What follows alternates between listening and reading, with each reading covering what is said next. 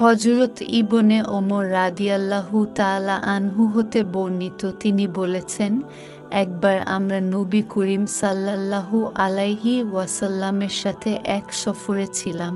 এমন সময় এক বেদুইন রাসূলুল্লাহ সাল্লাল্লাহু আলাইহি ওয়াসাল্লামের নিকটে এলে তিনি তাকে বললেন, তুমি কি এই কথার সাক্ষ্য দাও যে এক আল্লাহ ব্যতীত আর কোনো উপাস্য নেই, আর মুহাম্মদ তার বান্দা ও রাসূল?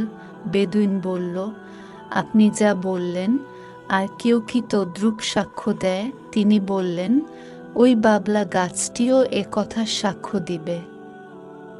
এ বলে রাসূলুল্লাহ সাল্লাল্লাহু আলাইহি ওয়াসাল্লাম গাছটিকে ডাকলেন। গাছটি ছিল উপত্যকার এক প্রান্তে। সেখান থেকে গাছটা জমিন চিরে এসে নবীজির সামনে দাঁড়ালো। তিনি তখন গাছটি হতে 3 বার সাক্ষ্য চাইলেন। গাছটি অনুরূপভাবে 3 বারই সাক্ষ্য প্রদান করল, যেরূপ রাসূলুল্লাহ সাল্লাল্লাহু আলাইহি ওয়াসাল্লাম বলেছিলেন। তারপর গাছটি নিজের স্থানে চলে গেল।